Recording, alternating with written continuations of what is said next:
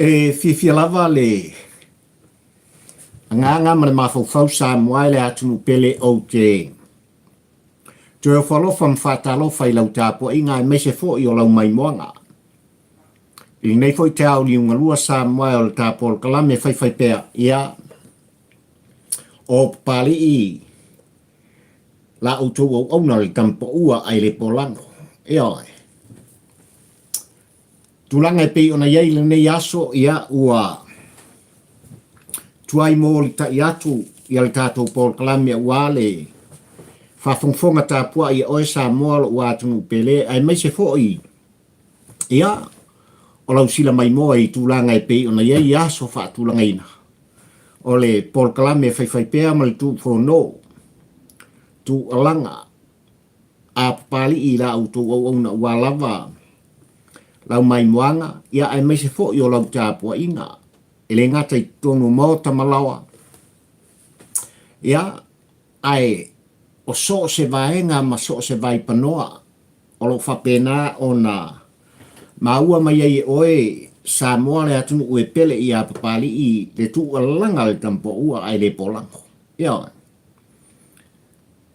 le nei a fiafi sa moa ia fo i lava le vi inga i le atua ina ua ma vai atu le malamalama o le aso u foa i mai lo soifua e mai se fo i le ola fatau vaa o Papalii ia ua mai a fo i tiu te mawhaiva ma ngā duenga e pei ona whianga iai nei aso tūlanga e pei ona iai tangata malana e whai ia ua lava ia le tātou sa ili ngā malo sa moa e olo iai le taimi le nei e le ngata i le sa moa ai tau malele i so se atunu o le laulangi ai mai se fo i o Aotearoa nei i tūlanga i pei ona mori tai atuai ia le au unanga whataua a Papalii i le tampo ua ai le polang ai a le tapua inga o le tātunu pele i tutono o Samoa ia i oi la matalitonu ia ua ngō tounga le tūlanga i pei ona iai le malamalama o le nei aso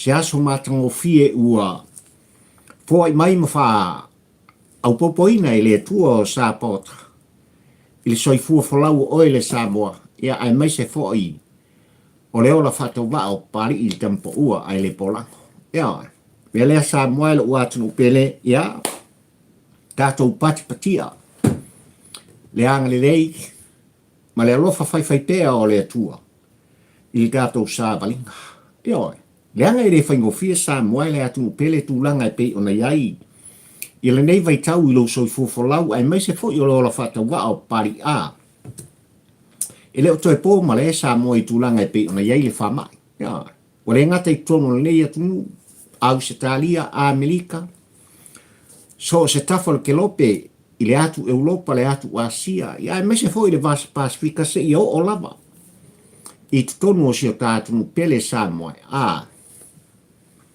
i le toi ai se langona o la Outou au nei lau tāpua inga le anga ua manino le mata le vai tūlanga e pei ona iai le onga o le COVID-19 pumalaiva ia ai mai se o vaenga e pei ona iai vai lusi ma le ko le Omikroni e pei ona iai le matautia li nei vai tau o le soifuanga ai au na tātou whafo i pea ia le vi inga le whaasangi le tātou tamā i le lang ia tūlanga e pei ona iai le tātou wholanga e ulava ina ua afe moe ia nisi fo i o whai ngā malanga sa moe i tutonu o le tātunu ue pei ona o atu iai le au wha inga sfuma le ono e leo stama inu mela le soifua ua mau o nai tua ama mātua ia o ni uso fo i man tua whawhine on ta māman tina i tūlanga e pei ona iai le COVID-19 ia a e so se tu o le rolangi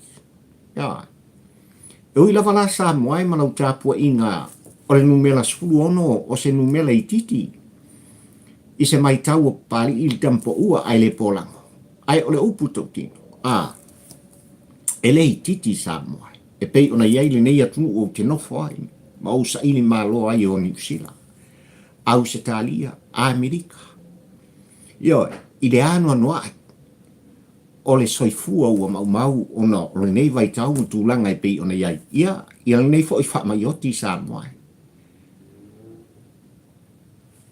O le anganga mali tu muso pari il tampo ua ai le polango. E tātou ke mau ala fia ia tūlanga e pei ona iai le wha mai Samoa. I tūlanga lava e pei ona tu alanga ai ia lea whainga malo, ma lea whainga malo, ai mai se fōi. O le soifua maloloina, ia mai la tōua iai le poto whaapitoa. Tūlanga ina i whapeo na whaatino ai ia tui pui pui, ia ai mai se fōi. O so se vaenga ua lava le pui puinga. O le soifua whalau o so stangata. O I tū ia e ao ona tātou wāmana ia. E ao ona whaatau ina. Ina i whapea lava Samoa, ia ona malu pui puia. Ia lo Outou soifua, ia ai mai se fo i o wala whatama. Ia oi. Il nei aso Samoa e mtulanga e pei ona i fo i tāpol kalame e whai pea, a tonu e silane. I le Outou o mawhauwhaunga ai mai se fo i, o le aunga o te, I tūlanga e pei ona iai, ia le launga whaatampo ua ai le polango I lau silfanga malau mai moanga. Ia oi. Leanga e ua o manatu Samoa e ao na Outou alanga. Ia. E ao na tuumumusu. E ao na fangu. E ao na tata longo pea. I lau tāpua inga. Ai mai se lava o ta itai o le tātu nuu Samoa. Le whainga malo. Wa e tofi Samoa. Le whainga malo ua whidwhilia e le atua o Samoa. Ta ma whaamanuia iai. Lele ua sapi ai tātu ia ai meise o le nei vai tau whainga tā. O le soifuanga utai ai. Lea, le tūlai mai o le whatuatua I le atua Samoa o tasi. Ia. I le launga la Papalii ma le Outou na mawhauwhaunga Samoa I lau tāpua inga. Ai meise fo I o lau mai moanga I le nei te auriunga lua ma le tāpua kalame Samoa. O putu sa. O manatua I ao ona Outou alanga I le whaatuatua I le atua Samoa o tasi ai mai se fo I o le sunga le paritere I lana fionga I le whafonga whetalai o le mota whono Samoa aua lava nei pei Outou o Pilato o le aho I eise whaamtalanga pari muni mai le ao te lenga o na mawhauwhaunga Samoa I lau sira mai moa ai mai se fo I o lau tāpua inga a tau lava ina ou whailo I lau mai moanga ma lau tāpua inga le nei aso ai mai se fo I o tūlanga ia o nisi fo I o mata upu tāua I le mai ta watu o pari I le tampo ua ai le polango I whanua tūlanga I pei ona iai le tāpua inga le tātu ia ai mai se lava o le whainga malo o Samoa ma ona taitai I tūlanga I pei ona iai le avatu ma le au mai ia ua whailoa e le taitai o le itua ngai le sunga I atu da epa lona nganga fia Samoa I tūlanga e pei ona outa ua ai I le asolua li tā polkalame le fesosoni atu al faltupe o asia li tātu I le nei vai tau whainga tā o le soifuanga ia ai mai se fo I o le covitis fumaliva ia pei ona wha amatu o tu iai I le tā whainga malo le lua sumalima tesima leono miliona tala ua ta ua e tula epa molona fina ngalo whaalia. O se fesoa soani ta ua whetau I male vai tau e pei ono iailu tātu. Ta ua tele le fina ngalo le sunga I atu ila epa e pei ono whaalia sa moai. Ia, I ono langona whataitai o le itua ngai. Ia, I lea fo I selling tele. Ma ia fo I tupe tele ua whapena ona fo I atu. Ele whaitupe o Asia I ta whainga malo e pei on tūlai mai I teimili nei. Leanga e mana o mia. Pei la ona o ta ua Samoa I ta pol kalame I pola sulua E leo sinua ngā tupe ia po o ngilongi e pei ona. Ia I le angai mai o le tātu mo na whainga malo. Ia I whatia o tuana I atu matau sanga umo vai atu. Leai. Ole fesosoani tui natu. Ele fale tupe o Asia. Il tātu. O le ngatai lai whaltupe o Asia. Ai me se fo i o New Zealand au Australia. Ia pani maisi atunu o le laulangi Samoa e o lava i Amerika. Ua sa atu lo latu wang le lei tonu o tātunu. Ia. Ele o sei tūla tātou te selu inai le anga le lei o taitai mwhainga malo te tele o nei atunu o Samoa. Ai ao o na foi pe. Ia le vi inga ma le whaafatai i le atua. Ia. E ui lava ina fisinia e tui le epa tūlanga e pe o na iai. Ia le talatala ina ma whaamtalanga i tūlanga e pe o na iai le whaama i tutonu o le atunu. Ua manino tūlanga e pe o na ngarulua iai. Ia le ta whainga malo i lana fionga le tamaita i pālimia le a inga kāpeneta. Ia, ai mai se fo i o le a fionga i le di minsta o sei fua maloloina o le tātunu, ma le mutanga guenga o sei fua maloloina. Ia, ai mai se fo i o le komiti ua tōwhia. Ia, lātou te tuni mata ia tūlanga e pe o na iai le whama i tonu o le tātunu. Ai o winga ia wha i tua ngai.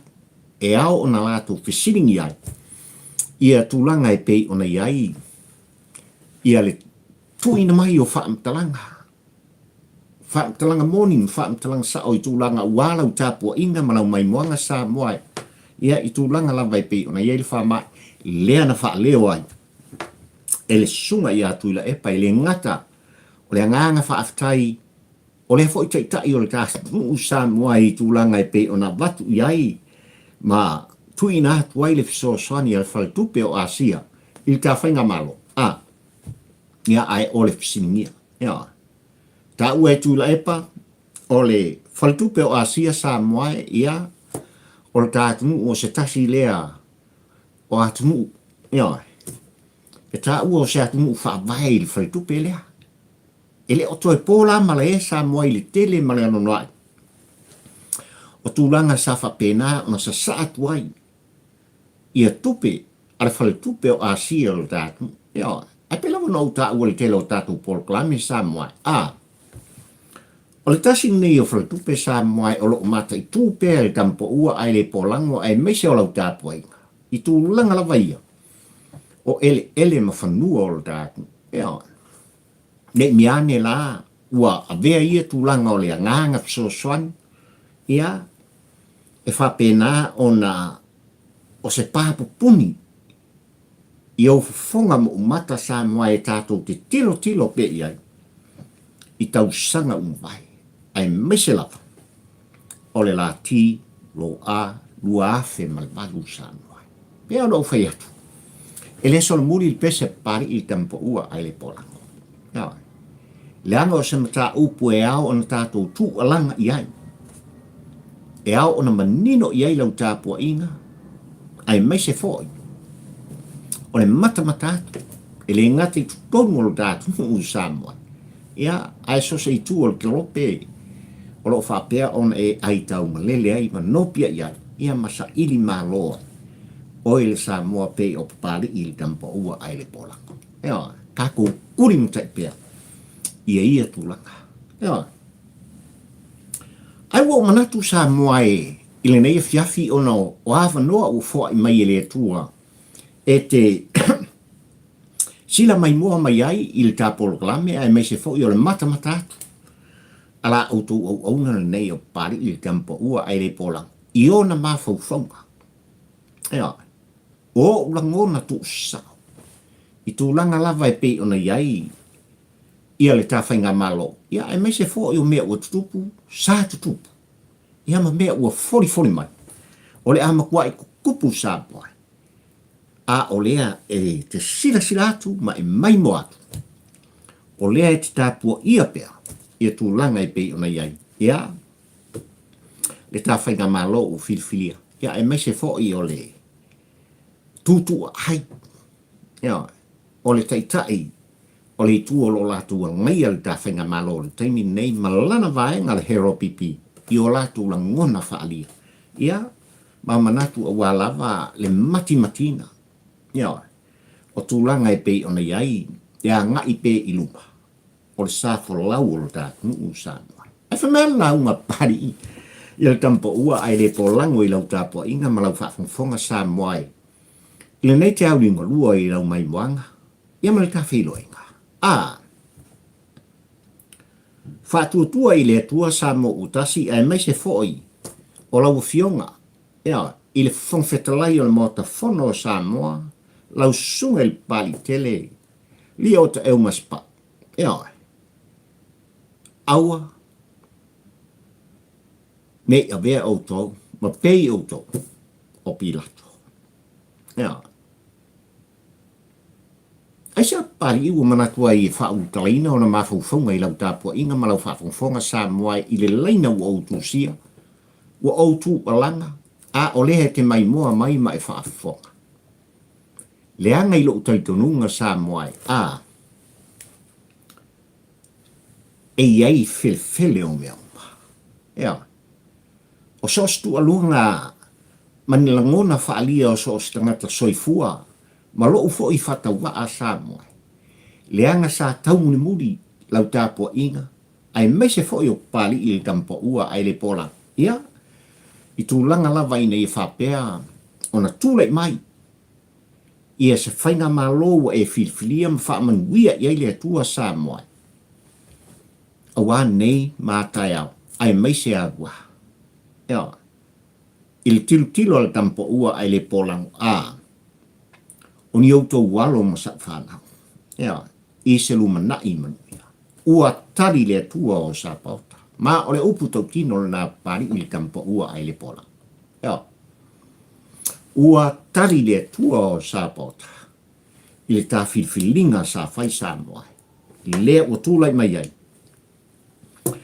Lana fionga le tamaitai pālinia, e ainga kāpeneta, e au wa au le whaatua I le atua sa mo utasi, e lātou te kapetenina. Ia le sā o le tātou. Ia ora. O le ale aise whaamtalanga pari I e tari e langona.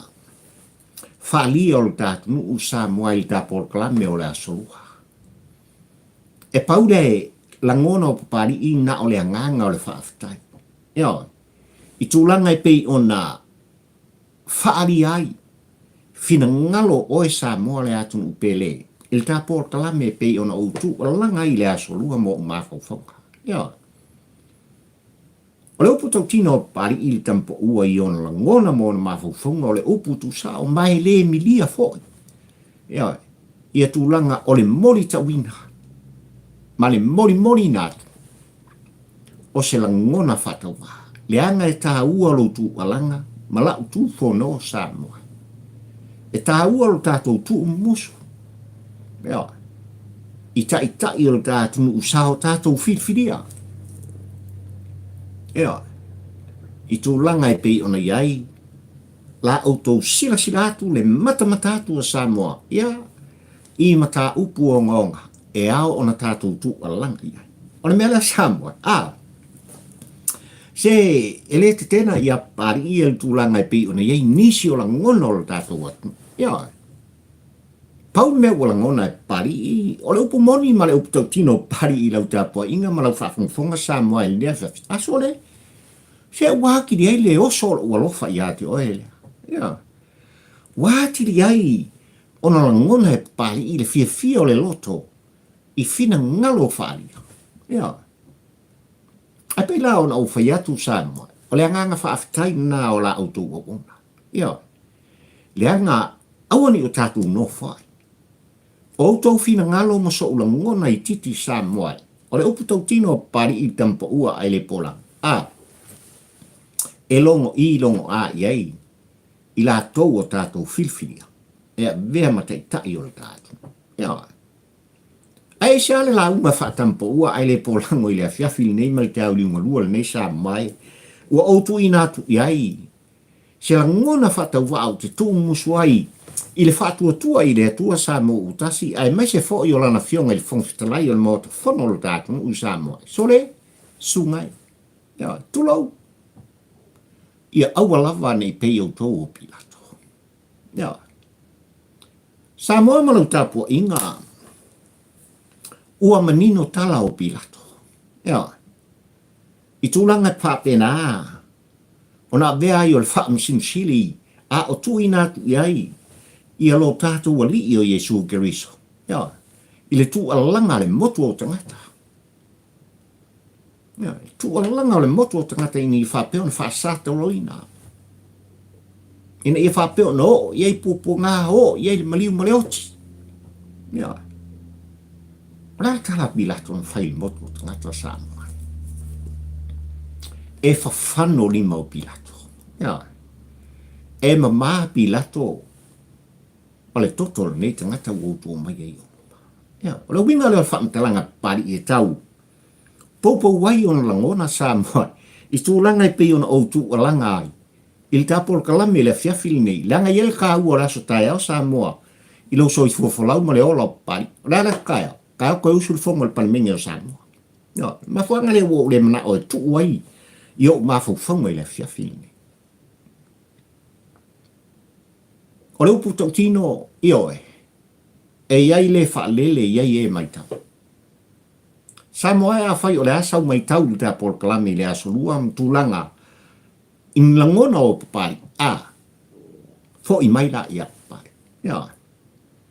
Ai o le tu walanga le tampo ua ai le polango Samoa. Mai lava le lua afe lua sipu. Ia. I le folaunga le tātu nu tūlanga i pei on tu alanga i papari ina ia suia le whainga malo. Sui le whainga malo langa i le fo i ei tu alanga papari. Ua tau nu le tu alanga papari i tampo ua ai le polango. O taitai o le tātu, mai lava i lana fionga le tamaitai pāli mia se i o lava. I whai pule uma o le whaatua tua i le tua Samoa utasi Samoa ai maise o lana fionga le whongwhetlai o le mota whono o Samoa. O a ao mo tātou lima. No tātou tō fia i lato, ia ua lava le ami o tonu. I lau whaafongfonga tāpuai. Maala. E ao o na ui ai le Samoa i le taimine nei. Ma fuisa.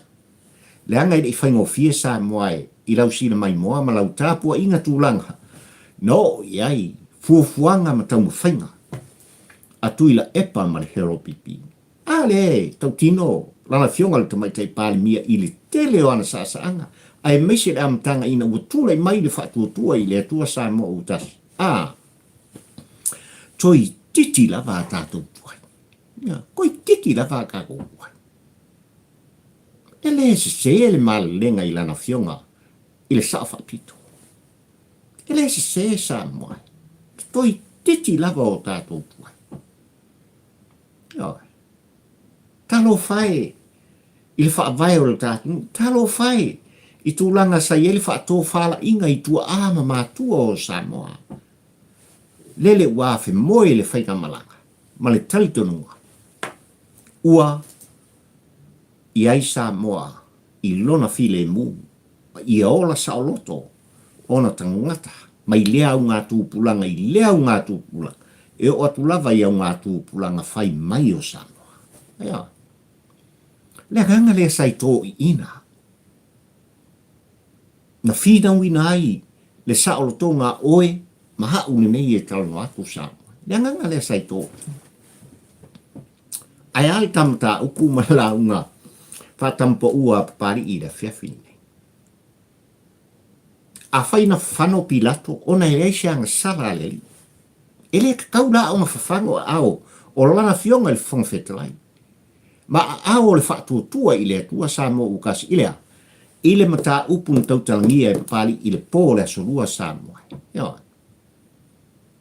Tanga kaunga uku alanga. E le te tau in te ngata ua o latou soli i tū lafona. O nga koe kongo le moka lea. Pei oi. Pei o tui la epa, ma le ala le pule e primo. Le sol muri pari. O leo kei roa o kai au le fongo. Ma leo putau tino pari i lau tāpua inga Samoa e reisi me kupu kai au. A kongo e kupu i le vasa. Ai le lei o na tu alanga. Le anga e tā ua le tu alanga e mori tai e tuai le whamanatu. Ia. Mori kai e le whamana. I sasa ngā tui la epa Samoa i le pai inga sumale ono. E le tali ngō fie i lau tāpua inga. E o mai temi nei Samoa e le whaangaloina. I le loto ma le mafu whau pai. Ia. Upu sa tala noa i aitu la e pa. I tu tonu le mo to fono o Samoa. Anga ia. Anga i laudi le maletoa. Anga i lana fionga li sa whapito. Anga i whetalainga ia olo fiti vai. Anga i lana fionga ia whaumina le atinu u Wayne Fong. So ia. Lei titi Samoa. E le whapela o tala noa pari i tūlanga ia malta por kalame ina ia tau i le sui le ai. O mea e ao na tātou tu alanga ina ia wha manatu i ai. Upu na tala noa i ai tūlai pa. Wa upu sa tala noa i kule. Anga i le laudi le malito. Ia. A whai e te pepeloa le wha masinonga. A o kokongo le maokam Samoa e ke le pepelo ia. Ia. E whapena le anganga o le polkalame e leo tam whai e pari i tampa ua ai le polango e tu alanga. I ta i o le tātu uma le whainga malo o tu lai mai i le tātu u Samoa. O le ale mena tupu i le laudi e le mari toa. Ave e kuila e pari whamskonga. Le angonga. O wa mal kōru se lau. Morianga. A lea tala noa i ai. I alana fionga le tete i fono. O le whatua tua i le atua Samoa ukasi. E moa. Ai ama se mea ngā. Ioi. Ai ma se mea na mori ai. Ia le sunga le laudi le mali atua. O lava ia olo. Tu lau suafa. O fionga i li minsta. Ma fitalainga ia lati. O la meang kirkila koe Samoa. A koe o le whamsunga e whiga. Un koe fo i kongo le mok whongo o Samoa. Ioi. Ina ua tu lai. E whonfetalai le a fionga ia. Tole a whawhapisi. O i whafo. Ioi. A oin kumaikua. Kumaikua kai kai il moka. Kai siri il mota. Ke pare mia ile nā vai taimi Samoa. O kuila epa ma le whaatununga. Ioi. Ai a le whaamasnonga tu ila epa. Ma le lala pule Samoa. Se ua manino i e Samoa poto. Ua manino i eile lalolangi atoa ma whainga malo i tua mai o Samoa. Ua soli tu la fono ma ua wha maunia. Ai whai mai atu la fono tu mau le mota Samoa. Wa au lape o tu la fono tu mau le mota. Nei rekari yang kangaka. Wa yei seila. Ni tangata soli tu la fono. E a vea matai tai o le gatu u Samoa. Ia. Langa o mua ngana rea tu e a mata mai maunga. Le manu wia o le nu. Ia. O rea le winga o le whamtalanga. O i la tō a vea matai tai o Samoa. Ia se lau pasene. Le tau ami e tunuina. Ia. E le mga umia lang kangaka. E wako iwa sfuru iwa pasene. Pe varu sfuru pasene. Pe iwa sfuru pasene. Ia. Ma foi já. Leanga foi o lai o ale o solin tu la fono. E fa te ngale me le krango e pari il campo ua ai le pola. E tu alanga ai. Il ka fa nga malo e filflia Samoa e fa manuia e le tu o sa pota. Ai mai se o la nacionga. Il fon fetalai o mota fono o Samoa. Ia. Ma fuanga le ku alanga pa. E le titi. E ano no ai. Mateli tu langa Samoa o le nā o tātia i lumamea. I lau tāpua inga malau whaafongfong anga e le ngata inisio o tamali i mawhaila au ngole atunu lo o whaili tu o langa pe o papari. Ai mai se fōi. O le tāpua o kalame i a pari i tampua ua ai le polang. Alau le sole muli le Samoa. Le anga ua manino mata o le vai i lau tāpua inga malau sina mai mua. I mea sa tau mo fai i ai. Tuila epa sa i lele malia le noi. Malia le noi. E le ngata e talepe lau wha vai. Ma le ngonga i o mea. E le foi pari e tu alanga. Le foi u alanga Samoa. le anga o le pol kalame a Papalii mai le amatanga. Ia. Samoa, tau lava ina o wha manatu i ate oe. O le Outou o le launga Papalii il tampo ua ai le polango i le ulua i viron ka mafuka i Samoa i Outou sila mai, lau wha fonga mai Samoa ai tu alanga Papalii. O le Outou o le nā. Maftanga Samoa ina Outou alanga. O le makuako kele o le au ngaoi ma le au whao mea ki kongo o Samoa. Ua mana o mia ni la au fau o le whātuanga. Ai o le makua i kele au au ngaoi. Leo o marakani nei Samoa. Leo o mai lava il te au ringo lua le nei Samoa. O la lava e kau fōfō il whainga maroa le whātua i le tua Samoa ukas. Le angwa ngwa i o mea lo tupu. Ele whaingo fie. Se lau 5 ono. Bidon whai e pari i nei e tano atu i lau tāpua inga Samoa. Ma ia tano nganga uma a whai e te fia sila i ei tono le tu lau al tampo ua ai le polang. Kasi ale bang mau ki o langona mafufunga. Olea, ia sui e hero pipi mai whainga malo fau e tūlai mai. Ua tupu Samoa. Ua tūlai mai le whātua tua i le atua Samoa otasi. Mea, oinga pāloka inga. Te pālota i le atu. Na whiriwhiria i le atu.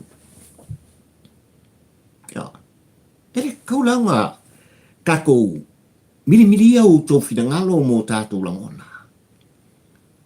I leo i a tātou fōi le atoa o mea uma le hai o taitai o tātou tofi Samoa. O loo wai ai tō whāle moe ma le whaotautanga. Salau pasani. Salau pasani. Ele i titi. Ai au o na whaile tu alanga le Samoa. Yanga le atunu ua oe Papalii il tampo ua ai le polango. E au o na whaile o tātou tu alanga. E au ngālo tātou tu umusu. E au ngālo tātou tu wāla au. E au ngāle whaalia o tō whinangalo masou vai vainga Samoa. E tau ne ai. Ia se whaatō whala inga i se whainga malo o tūlai mai. Ai meise o tā whainga malo.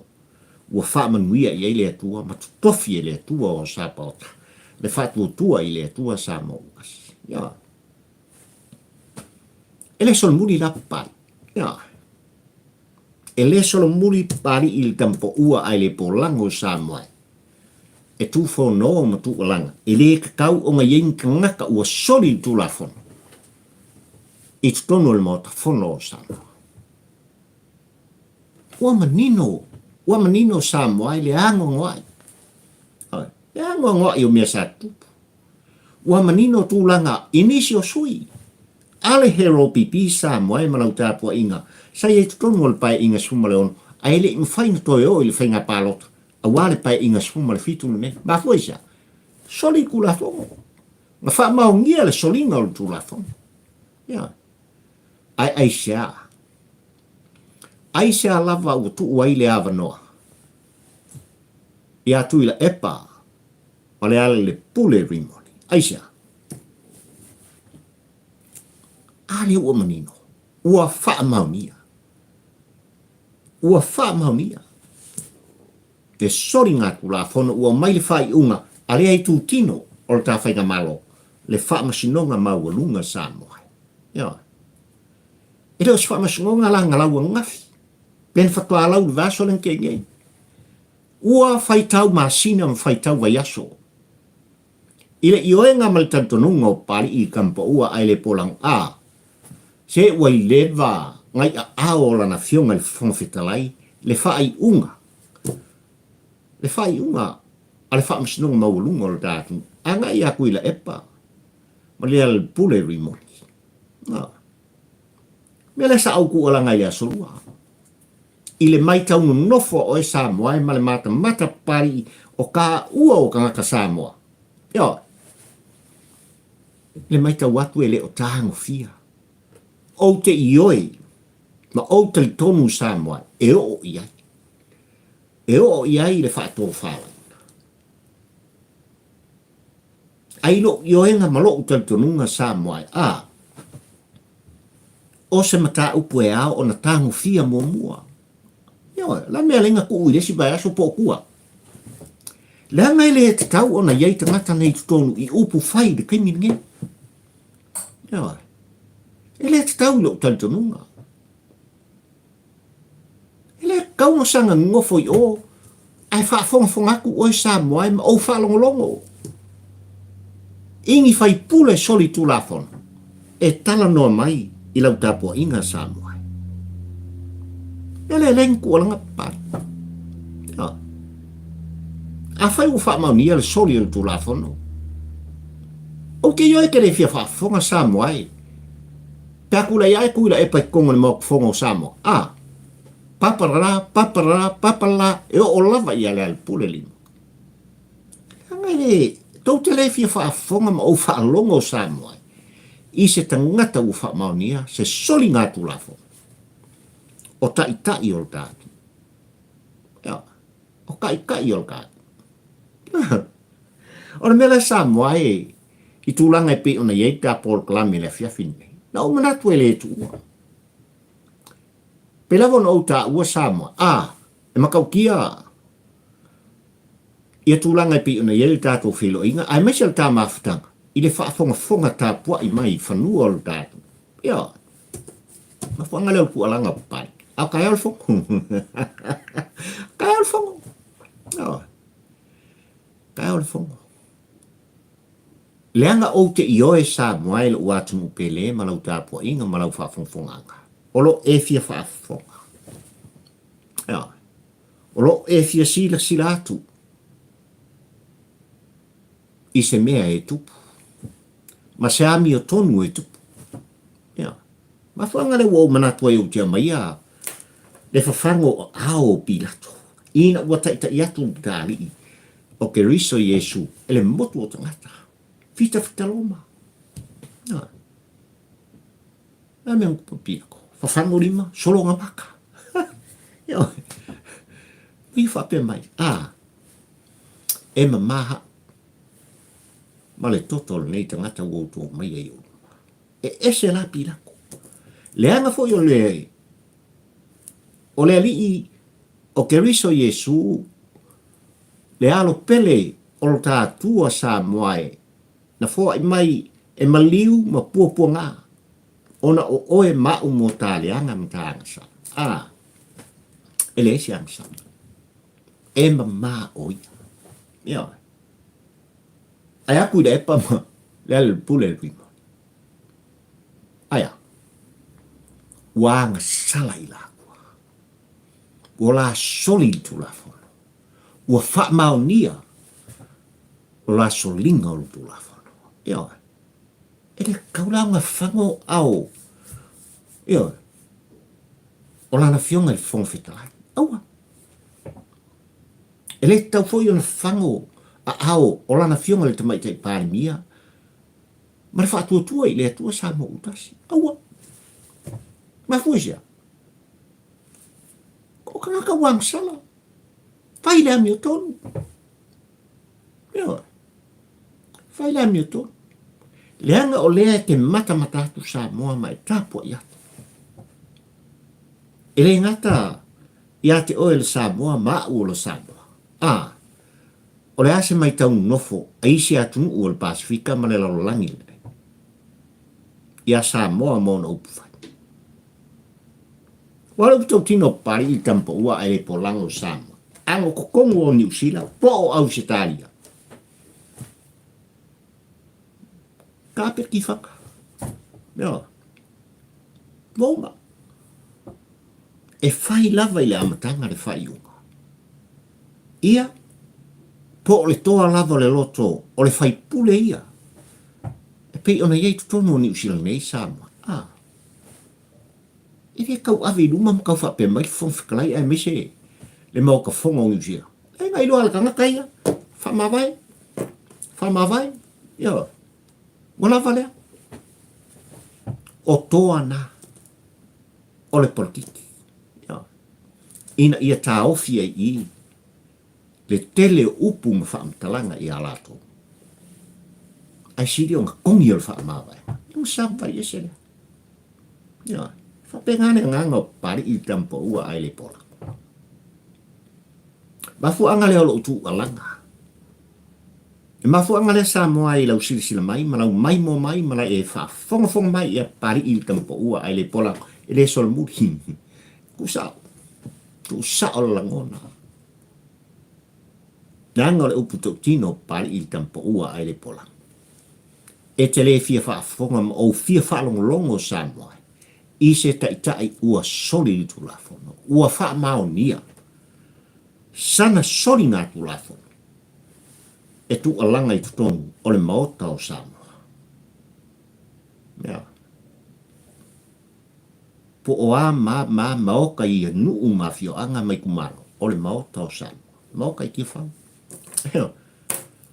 to kino le pali I tampo ua ai le polangu o Outou e tu alangai ya I tūlanga pe ona Outou fono ai I le asolua Samoa I lau mai moanga malau tāpua inga danga luk tau tino pali I tampo ua ai le polango o so se tau la sea Samoa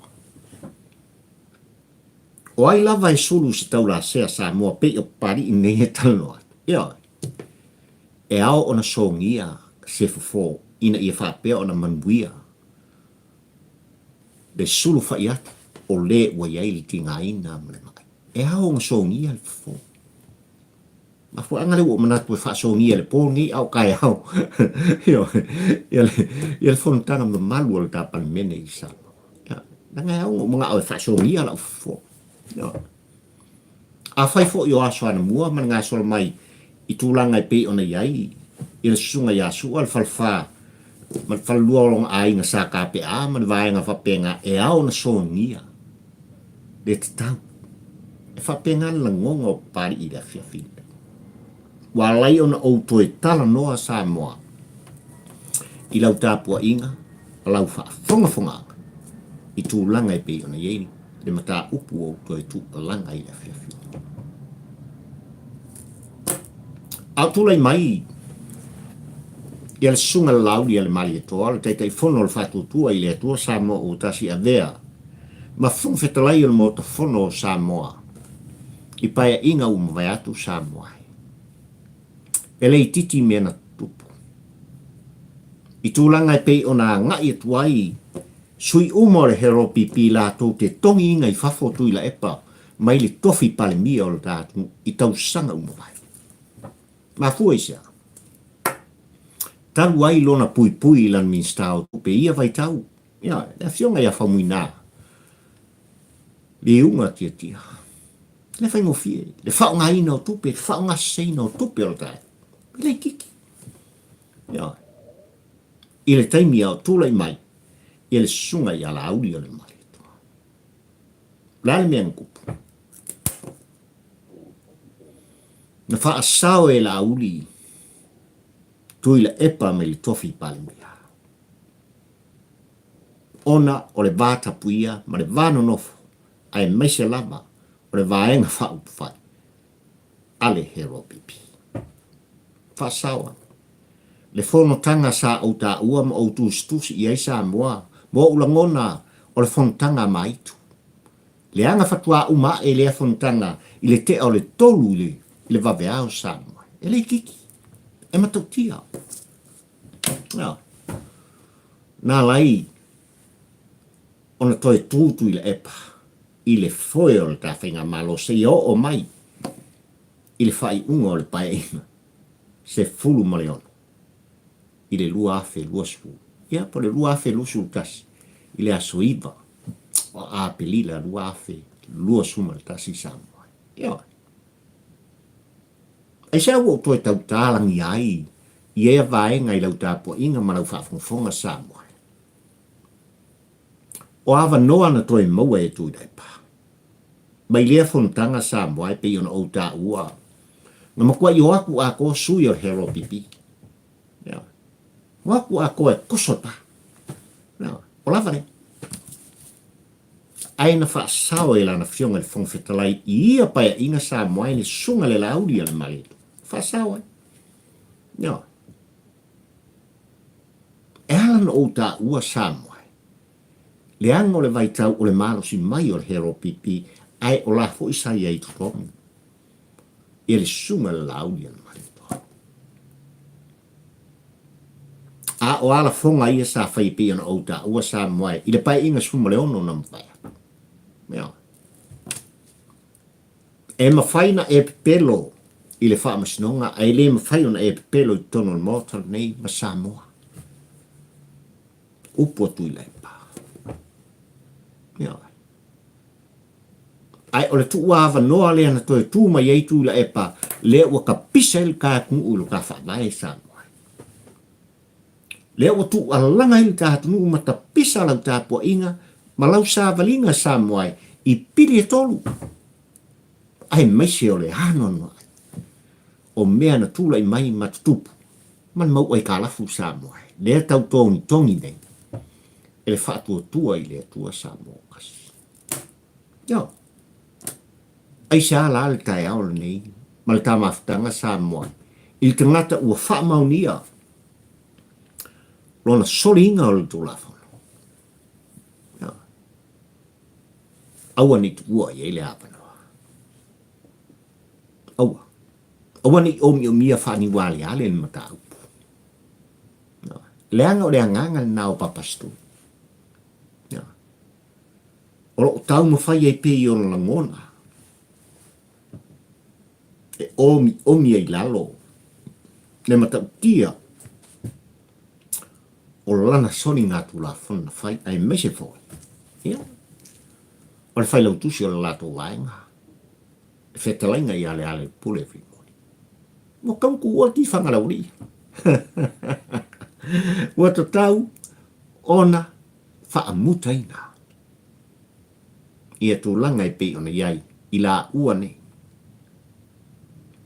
O le umi ngai kongi o le ku alanga fo ngā pari i kampo ua ai le polang i lau mai moanga ma lau tāpua inga Samoa. Ma o le upu tau tino a pari i le kampo ua ai le polango i lau whafonga le fiafine. Ia.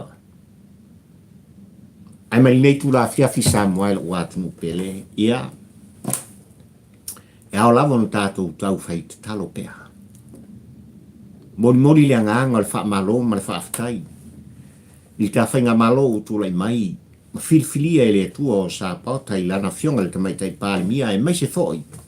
O le au wa o le wha tua i le tua sa mo u tas. A. Tūlanga i pei ona iai.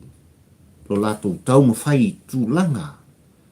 E wha pēnā o nā tina i nai lu tātu. Ia ma le anon wa i Samoa. E le i titi. E tele. Ai o lau tatalo, ma lau tatalo o lau angaponi ma lau anpongi Samoa. E whapena o na iei pea au whaaloloa o lo tātou ma pila. I le whainga maloa e whiriwhiria. Ai mese o sia tātou pele o Samoa. Iei tūlanga e pe o na iei. I le COVID-19 fu malifa. Whamanuia le atua i lau tāpua inga ma lau whaafongfonga Samoa. I so se tafa le laulaki. I wo e ma pele. Ia. O i lato uma le pa ia ma le mamaru le atu o lo whapea o na whaafongfong pea i le tualanga pari i le tampa ua ai le polango. A mata tua i tonu. I le ai o wholaunga i Autilane i New Zealand nei se i o i so se tafa. O le lalolangi nei Samoa e ma Samoa. Ia whaamanuia le. Whaafetai tele i lo tō. Tō musu mai. Ia. Ia ngōwhea. Taria e pari i mea uma. E le te tenga fo i se la ngona o pari i tampa ua ai le polango. Ia. I ni o tō whina ngalo ma ni o tō la ngona. Pau o le mea ua tupu i au pari. Se ngai. Se ua kauau lava i ngā oso i fuai le te leo lo ua lofa i a te Outou. O le tāpor kalame le nasa mwai lo ua tunu pele. Le nei a fiafi ia. Tau ina ia whaamanuia le atua ia te oe le atu ai maise ia mana lau tāpua inga ma lau whaafonga tāpua a o alofa anga o le porkalame a Papalii i le tampa ua ai le polang mōri ta iatu i nei o tua a sin sina mea i maunga te telo le tātu si o lava i se o pito i titi o la au tinifu. Soifua Samoa la ua tunu pele o la Outou unga nei o Papalii. Fio i va ata ula mo le lua. Me tampo ua ai le polango. O te longo longo. Pui eri ina. Lau tāpua inga malau mai moanga. Soifua. Ma ia manuia o e Samoa.